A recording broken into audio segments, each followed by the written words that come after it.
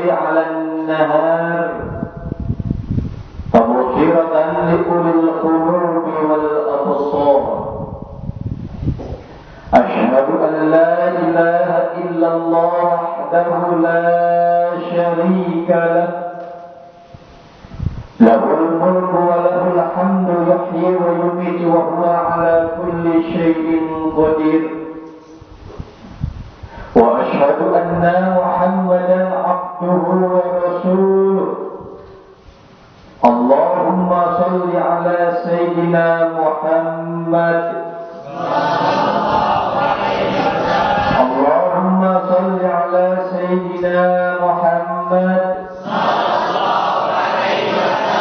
وعلى آل سيدنا محمد. قال الله تعالى في القرآن الكريم أعوذ بالله من الشيطان الرجيم بسم الله الرحمن الرحيم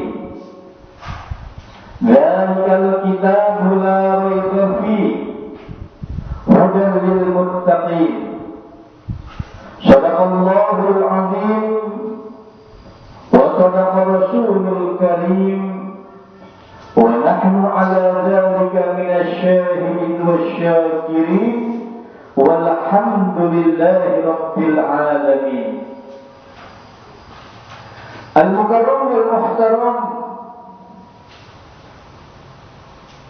para hadirin jamaah majelis taklim, jamaah pengajian, para pemirsa di mana saja berada, para pemerhati, hadirin yang semoga kesemuanya dimuliakan Allah, ma'asyiral muslimin rahimakumullah. Dengan tidak henti kita bersyukur kepada Allah Subhanahu wa taala atas limpahan rahmat, nikmat, karunia yang Allah Subhanahu wa taala berikan kepada kita. Mata bisa melihat, telinga bisa mendengar, hati pun masih bisa berdenyut, jantung pun masih bisa berdetak, kaki pun masih bisa melangkah, hati masih punya rasa dan perasaan. Itu merupakan nikmat Allah yang sangat besar kepada kita, dan kita ucapkan alhamdulillah. Alhamdulillah. Kira-kira nih yang hadir di sini ngerasa enggak Allah kasih nikmat kepada kita? Terasa banyak enggak nikmat yang Allah berikan kepada kita? Kalau kita pikir-pikir dan kalau kita banding-banding, memang nikmat Allah itu luar biasa. Di saat kita mendengar suara, di situ ada suara kucing, ada pula suara anjing, ada pula suara ayam. Tiga-tiga binatang ini berbunyi. Anjing, gimana suaranya? Nah, begitulah. Kucing, meong, macam itu. Suara ayam. Tapi subhanallah, seharusnya kan tiga suara ini bersatu, telinga itu tidak bisa membedakan karena ada paduan suara. Tapi subhanallah, karunia Allah Subhanahu wa taala ini baru sedikit yang nikmat Allah berikan kepada kita. Tiga suara masuk kepada telinga kita bisa membedakan. Itu suara anjing, itu suara kucing, dan itu pula suara kita ucapkan subhanallah. Begitu pula kita saat memandang. Ini kalau kita lihat di depan kita ini banyak sekali perempuan cantik-cantik. Subhanallah. Harusnya kalau kita melihat segini banyaknya pusing. Tapi kok mata kita jadinya seger. Bisa membedakan kerudung hitam, kerudung putih, kerudung hijau, sawo matang, kulit hitam, kulit pitut, kulit putih, hidung mancung, dan semua itu bisa diketahui dan bisa teliti. Artinya harusnya mata kita ini jadinya buram, tapi mata kita malah jeli. Itu merupakan karunia Allah yang patut kita syukuri dengan mengucapkan Alhamdulillah. Maka pada siang hari ini rasa syukur kita kepada Allah Subhanahu wa taala dengan mensyukuri nikmat Allah Subhanahu wa taala seraya kita ucapkan inna sholati wa nusuki wa mahyaya wa mamati lillahi rabbil alamin. Itulah tanda syukur kita kepada Allah Subhanahu wa taala. Dengan rasa syukur kita kepada Allah Subhanahu wa taala, sesungguhnya hidupku, matiku, ibadahku, salatku hanya satu kita karena Allah Subhanahu wa taala. Kenapa kita ini harus bersyukur? Hadirin jamaah majelis taklim, para pemirsa, para pemerhati yang dimuliakan Allah. Karena umat manusia, siapapun manusianya, dimanapun ia berada, bagaimanapun tingkatannya, siapapun manusia, semua manusia itu pada hakikatnya hidup dalam kesesatan. Ya namanya juga hidup sesat. Tahu sesat? Kalau orang Serang bilangnya apa sesat itu? Sasar, kasasar. Iya, kesasar, tidak tahu arah. Itu namanya sesat. Jadi kalau manusia pada dasarnya dia itu hidup dalam keadaan sesat. Manusia itu hidup dalam keadaan gelap. Tahu gelap? Apa gelap? Tidak terang. Tidak terang. Itu namanya gelap. Manusia dalam keadaan gelap. Manusia dalam keadaan sesat. Di saat ini hadirin para pemirsa, di malam hari lagi tidur nyenyak. Lagi tidur nyenyak. Mati lampu. Tidur nyenyak, mati lampu. Di saat kita bangun, bingung mana pintu, mana utara, mana selatan. Tahu-tahunya anak keinjak. Ya namanya juga gelap. Tidak tahu arah kemana. Bagaimana? Di saat kita bangun, mati lampu dalam keadaan gelap, kita cari pintu, tidak tahu di mana arah pintu. Satu-satunya cara adalah kita menyalakan lampu. Maka lampu inilah yang akan menjadi petunjuk dan akan terlihat semua arah. Betul? Betul. Di saat manusia hidup dalam keadaan tersesat, apakah di lautan, apakah di daratan, di mana saja kita berada, maka kita harus mencari petunjuk. Dan petunjuk inilah yang akan mengarahkan dalam kehidupan kita. Betul? Betul. Tetapi permasalahannya kalau memang kita ini sudah mendapatkan petunjuk, sudah mendapatkan lampu, kan ini lampu ada di depan kita. Jangan sesekali lampu yang kita pegang di saat kita gelap ini taruhnya di belakang. Ini memegang lampu taruhnya di belakang. Ya bakal kelihatan. Atau taruhnya di pinggir kanan kiri. Ini tidak jadi ke depan, lampunya taruhnya pinggir kanan kiri. Itu pun tidak bisa. Namanya orang apa? Stres. Namanya orang apa? Itu namanya orang apa? Majnun. Silakan anggap saja mau apa orangnya, itu orangnya. Petunjuk taruhnya di belakang, petunjuk taruhnya di kanan, atau harusnya petunjuk itu taruhnya di depan. Begitu Allah Subhanahu wa taala menggeras ke bawah kepada kita. Allah Subhanahu wa ta'ala menggambarkan kepada kita, kata Allah, manusia ini semua dalam keadaan sesat, hidup dalam kegelapan. Karena umat manusia ini semua dalam keadaan sesat, manusia ini hidup dalam kegelapan. Dzalikal kitabu la raiba fihi. Dzalikal kitab, tuh Al-Quran, la raiba fihi, tidak ada keraguan di dalam Al-Quran sebagai petunjuk.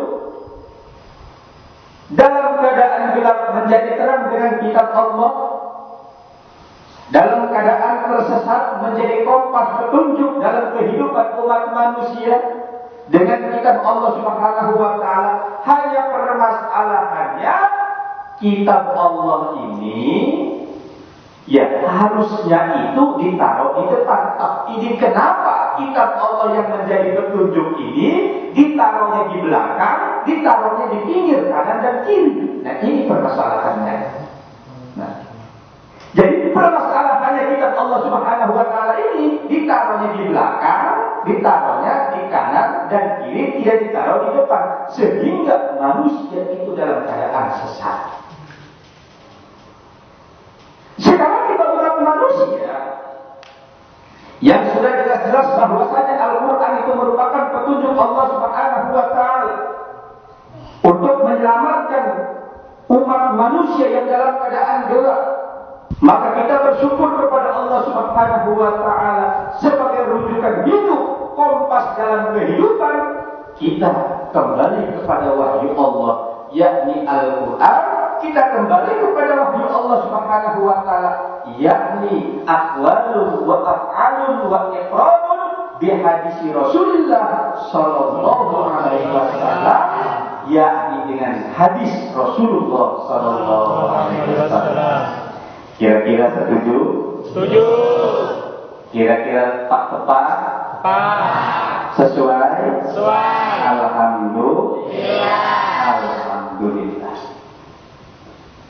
Hanya permasalahannya yang namanya manusia. Nah, ini kan manusia ini kan banyak tingkatan. Di sini ada Kiai Mahyar. Ya, Kiai Mahyar jangan disamakan dengan tingkatannya Ustaz. Wong Kiai. Artinya kalau Kiai, ya Kiai di bawah. Beda sama Ustaz. Tingkatan Ustaz, ya beda lah dengan santri. Tingkatan santri, beda dengan tingkatan masyarakat. Sementara problema kehidupan ini berjalan. Permasalahan umat manusia ini silih berganti, tidak berhenti. Ada permasalahan dari luar, ada permasalahan dalam, ada permasalahan gejolak hidup sosial, ada pula berbagai macam permasalahan. Kira-kira kita ini harus bertanya mengadunya ke siapa? Nah, ini berbagai macam permasalahan kehidupan gejolak sosial, syariah, agama, akidah yang gejolak di masyarakat ini, kira-kira kita harus mengadunya ke siapa? Karena kita ini adalah umat muslim yang berlandaskan kepada Al-Quran dan hadis, umat muslim yang mereferensikan kepada Al-Quran dan hadis, dan yang menyampaikan pada dewasa-dewasa ini saat ini adalah para alim ulama. Tentu permasalahan apapun bentuknya permasalahan, kita hanya bisa bertanya kepada para alim ulama. Dan ada tempat alim ulama itu adalah majlis ulama. Karena kita ini adalah bentuknya negara Indonesia, maka yang paling tepat Muslim Indonesia ini bertanya kepada majlis ulama Indonesia. Jadi ya Kiai Mahyar sangat salah, wong Indonesia tanyanya kepada ulama Mesir. Itu namanya, ada istilahnya, jaga sembuh orang nyambung. Ya. permasalahan yang di Mesir itu berbeda dengan wajibnya permasalahan yang ada di Indonesia. Gejolak permasalahan masyarakat kita, gejolak permasalahan kehidupan sosial di antara saudara-saudara kita tentu harus dijawab. Ya, karena kita ini umat muslim, berarti yang berhak untuk menjawab itu adalah Majelis Ulama Indonesia. Nah, sekarang bagaimana kalau seandainya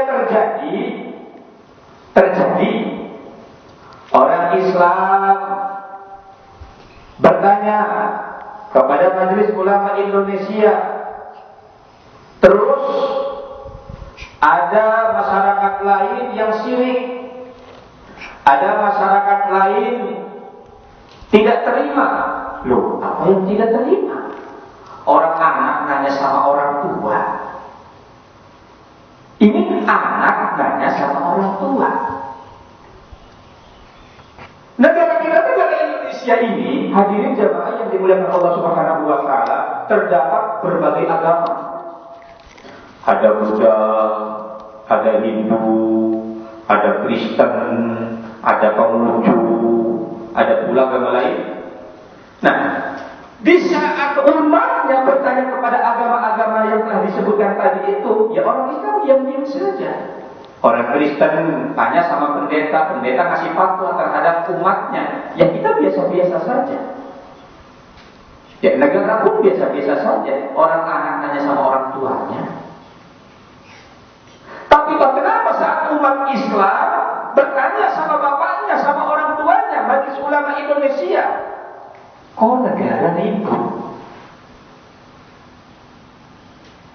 Kok ada yang tidak senang? Nah, walaupun berbagai macam pun, bagaimanapun, kalau memang umat Islam, ya harus bertanya kepada Majelis Ulama. Kalau bertanya kepada negara, ya nggak nyambung. Nanya sholat sama negara, nanya hukum sama negara. Kenapa? Ya orang negara kan gabungan dari berbagai macam agama. Jadi kalau memang ada yang tidak suka, ada yang tidak senang, begitu pula ada yang kurang begitu simpati terhadap kelukesannya umat muslim kepada orang tuanya Majelis Ulama Indonesia, lah kan kita yang menjalani hukum. Hukum keseharian dalam kehidupan kita itu kita yang menjalani. Kita menjalani hukum dengan syariat Islam ini ingin mendapatkan ridho, rahmat Allah Subhanahu wa taala.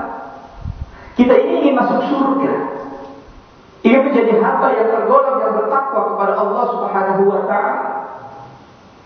Jadi memang selayaknya orang Islam untuk bertanya kepada Majelis Ulama Indonesia.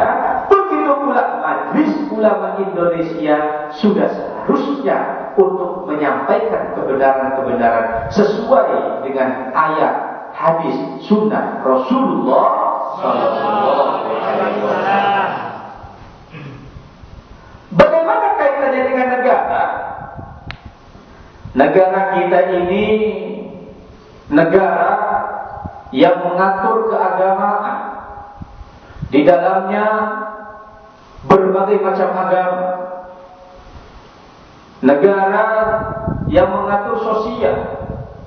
Di dalamnya terdapat suku, bangsa, terdapat suku, budaya, berbagai macam budaya. Maka kita harus hormati demi persatuan dan kesatuan. Tetapi begitu pula, walaupun negara menghormati kepada agama demi persatuan, kesatuan, negara harus menghormati kepada saudara kita, khususnya saudara muslim, dalam untuk meningkatkan keimanan, ketakwaan kepada Allah Subhanahu wa taala. Karena yang menjadi petunjuk di dalam kehidupan umat Islam, yang menjadikan fondasi pegangan arah kompasnya emasnya umat Islam itu adalah Al-Quran. Dan Al-Quran dzalikal kitabul la raiba fihi hudan lil muttaqin, untuk petunjuk orang yang bertakwa kepada Allah Subhanahu wa taala. Kenapa? Petunjuk untuk orang yang bertakwa kepada Allah Subhanahu wa taala. Karena umat Islam ini levelnya atau mungkin labelnya ada 3 golongan. Ada berapa? 3. Ada berapa jamaah? 3. Ada 3 golongan. Yang pertama, golongan orang muslim. Yang kedua, golongan orang mukmin. Yang ketiga, golongan orang muttaqin. Siapa golongan orang muslim? Golongan orang muslim itu hanyalah golongan orang yang Islam, cukup mengucapin 2 syahadat. Perbedaannya, hadirin jamaah majelis taklim, para pemirsa yang dimuliakan Allah, kalau orang Islam itu belum tentu beriman. Nah, itu perbedaannya. Jadi orang Islam belum tentu beriman. Maka ada istilah Islam KTP, ada istilah Islam keturunan, ada istilah Islam abangan, ada istilah Islam Islaman, ada istilah cukup Islam, ada istilah yang penting Islam. Tuh, itu namanya adalah orang Islam, orang Muslim. Orang Islam belum tentu beriman. Sebaliknya orang yang beriman kepada Allah Subhanahu wa taala, yang beriman kepada Allah itu sudah pasti orang Islam. Tapi yang beriman kepada Allah belum tentu bertakwa. Makanya Allah Subhanahu wa taala selalu memanggil ya ayyuhalladzina amanu. Masalah sholat, zakat, puasa, itu selalu yang dipanggil itu selalu ya ayyuhalladzina amanu, hai orang yang beriman. Karena kalau Allah Subhanahu wa taala memanggil ya ayyuhalladzina amanu, hai yang beriman, berarti sudah termasuk adalah orang Islam, tapi belum tentu bertakwa. Makanya ada istilah sore beriman, malamnya kufur. Malam beriman, paginya kufur. Pagi beriman, sorenya sudah kufur. Beriman kepada Allah Subhanahu wa taala, sholat rajin, ibadah rajin. Maka ada istilah STMJ. Tahu STMJ? Sholat terus maksiat jalan. Sholat terus maksiat jalan. Rajin, tapi korupsi lebih rajin. Ini namanya adalah beriman kepada Allah. Ya, beriman kepada Allah, tapi tidak bertakwa.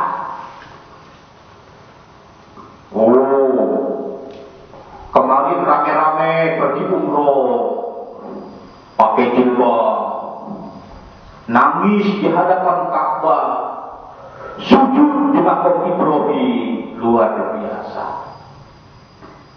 Sampai ke Indonesia, buka aurat, malah goyang gergaji diadu sama tiang listrik. Ini kan sampai-sampai kata orang lihat gimana sih kok kemarin umroh, kok sekarang sampai goyang gergaji, saking kagak puasnya diadu sama tiang listrik.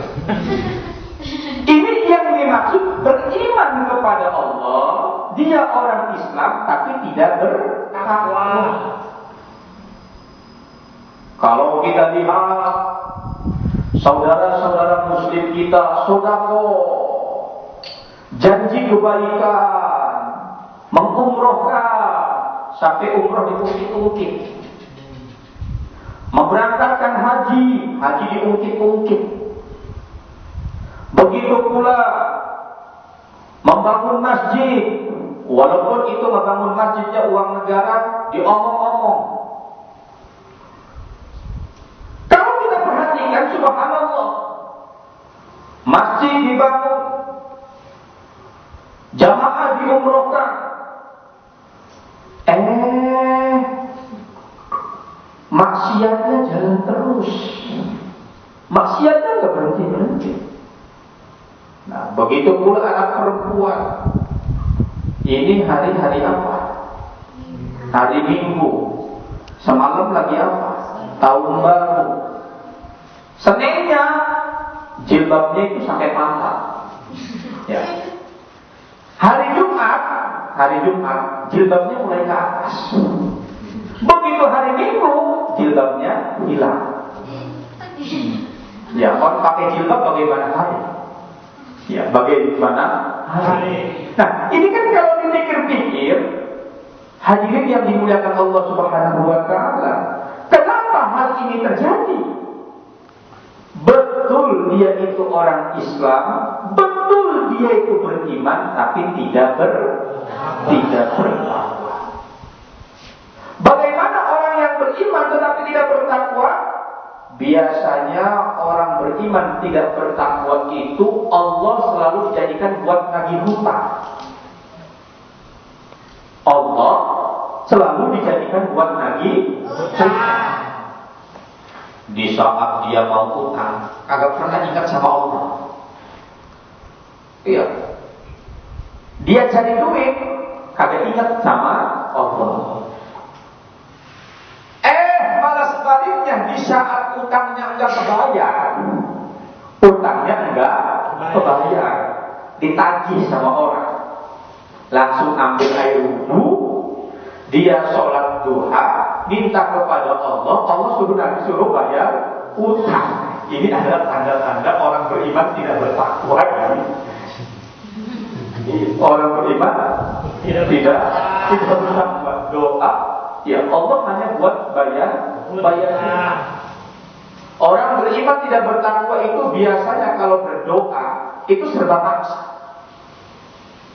Doa serba maksa. Ya, bagaimana doa kita mau dikabulkan oleh Allah Subhanahu wa taala? Kita doa minta kepada Allah, doanya itu dipaksa. Ya Allah, saya suka sama dia, ya Allah. Pokoknya kalau tidak sama dia, saya bunuh diri, ya Allah. Pokoknya saya harus sama dia, ya Allah. Ya itu kan namanya doa maksa. Betul? Betul? Itu adalah orang yang beriman kepada Allah Subhanahu wa taala, tetapi tidak bertakwa. Kalau pejabat itu biasanya berbuat baik cuma setor muka sama rakyat. Ya. Berbuat baik cuma setor muka sama rakyat. Berbuat baik cuma setor muka sama rakyat. Rakyat kagak lihat, habis perkara.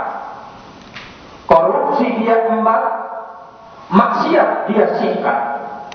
Perempuan jadi hebat, kemewahan, kesenangan, bahkan narkoba, minum-minuman, dia jadi merupakan kenikmatan. Di depan rakyat, dia pura-pura pahlawan, dia pura-pura orang alim, dia pura-pura orang soleh, dia pura-pura ibadah, dia pura-pura melakukan ibadah, dan dia pura-pura melakukan kebaikan. Ini namanya orang beriman, tapi tidak bertakwa. Yang dicintai oleh Allah Subhanahu wa taala, hadirin yang dimuliakan Allah, yang akan menjadi kekasih Allah, yang akan menjadi hamba yang dimuliakan oleh Allah, bahkan yang akan dimasukkan ke dalam surga Allah Subhanahu wa taala, mereka bukan orang Islam. beriman, tetapi orang yang bertakwa. Kenapa? Karena orang yang bertakwa di dalamnya sudah termasuk ia beriman dan ia orang Islam. Sehingga Allah Subhanahu wa taala mengingatkan kepada kita, inna akramakum indallahi atqakum. Yang paling mulia di sisi Allah Subhanahu wa taala bukan berarti pangkat, kedudukan, jabatan, kemewahan. Yang paling mulia bukan berarti mereka iman dan Islamnya, tetapi yang paling mulia dimuliakan oleh Allah Subhanahu wa taala atqakum, mereka yang bertakwa kepada Allah. Makanya itu para kiai, para ustaz, para hadirin yang dimuliakan Allah, kalau Allah Subhanahu wa taala lagi ngomongin masalah puasa, yang dipanggil siapa? Ya ayyuhalladzina amanu, wahai yang beriman. Tujuannya apa? La'allakum tattaqun. Kata Allah, semoga kalian bertakwa. Berarti takwa ini merupakan posisi tertinggi yang dimuliakan oleh Allah Subhanahu. Kita sholat, kita ibadah, kita berbuat baik, kita selalu ada di jalan Allah, kita jaga diri, itu tujuannya adalah kita menjadi orang yang bertakwa. Bagaimanakah orang yang bertakwa kepada Allah Subhanahu wa taala? Yang bertakwa kepada Allah Subhanahu wa taala, maka ada dua jaminan. Jaminan fid dunya wa jaminan fil akhirah. Jaminan di dunia, orang yang takwa kepada Allah akan dimudahkan rizkinya dan diangkat derajatnya, ia mendapatkan kemuliaan. Subhanallah. Ini orang yang takwa kepada Allah. Coba kita lihat para wali, para ulama, para syekh, orang-orang yang sudah bertakwa, dan sekarang mereka sudah tidak ada, hanya tinggal kuburan. Pak Kiai datang ke Banten, ramai banget di Banten. Datang kepada ziarah para wali, ramai. Padahal orangnya sudah tidak ada, sudah mati. Orangnya sudah wafat. Dengan ratusan tahun, tapi subhanallah, sampai sekarang ramai. Kenapa? Karena masalahnya adalah dia itu dulu masa hidupnya bertakwa. Janji Allah, orang bertakwa itu dimuliakan. Siapa yang memuliakan? Bukan manusia, tapi yang memuliakan adalah Allah Subhanahu wa taala. Tuh. Jadi orang takwa itu jangan takut. Dan orang yang takwa kepada Allah Subhanahu wa taala, hadirin yang dimuliakan Allah, dimudahkan rezeki. Kenapa tuh? Tuh, para pejabat